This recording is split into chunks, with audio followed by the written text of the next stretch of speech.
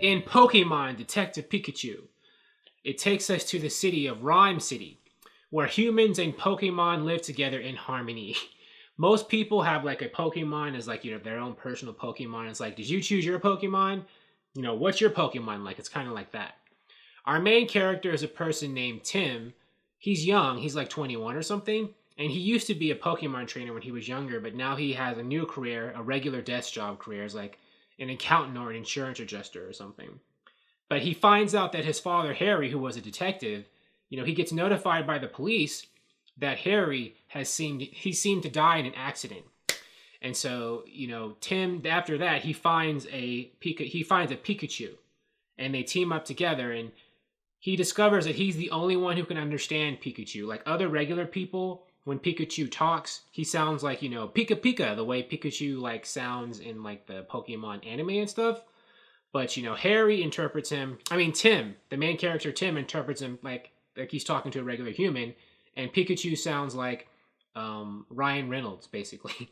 And so when he meets up with Pikachu, Tim decides to investigate to find out what happens to his father. And he meets this reporter who's around his same age named Lucy, who has her own Pokemon, who's Psyduck, right? I think that's the thing's name.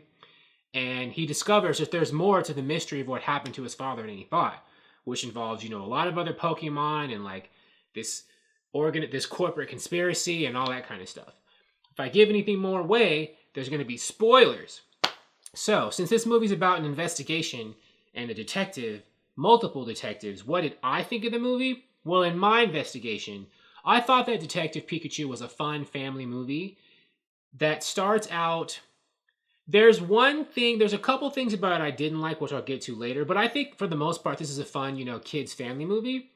And what's interesting is the tone of the movie, it starts as kind of like this kids or, film noir light, and the way it's shot and lit up. And then towards the end of the movie, though, it just turns into like a straight kids adventure action movie. And what I mean by that is when earlier in the movie, when, we first get introduced to most of the main characters and we find out that, Tim's father, Harry, was a detective, and then he meets up with Detective Pikachu and they go on basically like a detective mission or case to find out what happened. The lighting and everything, it's very dark and there's a lot of neon and stuff like that. It's not scary, but it's like very stylized, sort of kind of the way those classic film noir movies are. And I'm sure they did that on purpose stylistically because this is a detective movie, sort of, kind of. But then, after like the first like 45 minutes or an hour, that tone goes away and it's basically like, bright, shiny kids action movie.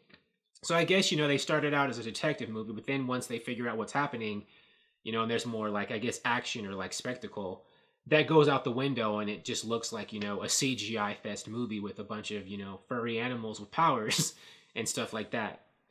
Out bright in the open as opposed to, in dark neon lights like in the beginning. And so as a fun, family kids movie, Detective Pikachu is fun. It hits all the right notes. Your kid should like it. And if you're an adult who likes those kinds of movies, you'll like it too.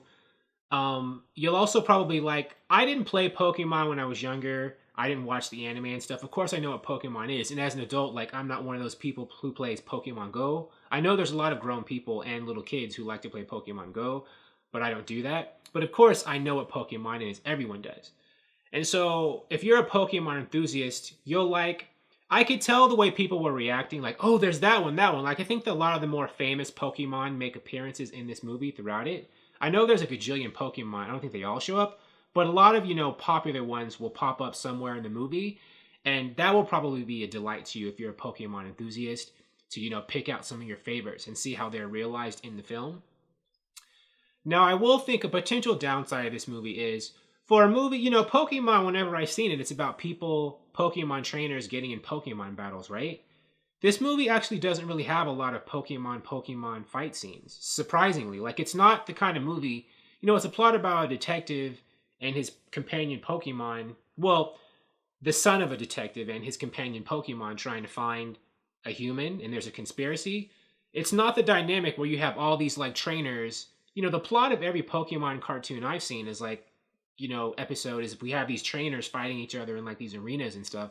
This movie has nothing to do with that. So I'm thinking a lot of, like, really hardcore Pokemon fans might be disappointed. that there's not a lot of, you know, trainers going, you know, I choose you, and throwing balls and stuff, and with all these animals jumping out of stuff and fighting each other. This movie doesn't really have a lot of that in there. And I was really shocked. I was like, really, a Pokemon movie that doesn't do that? But I don't know. I haven't, like I said, maybe there's been all these different Pokemon like games and anime. So maybe there is a Pokemon game or anime where it's all detective style and it's not trainers fighting each other. But if it is, I haven't seen them. When I was expecting, you know, Pokemon, you know, gotta catch them all, you know, with all these animals like flying everywhere and stuff. This movie doesn't have as much of that as you think. So that's my one complaint, and that might be something that, I mean, if that's your expectation of the first live action Pokemon movie, you know, you're not going to get that. And I think that could be a potential, like, disappointment for a lot of people.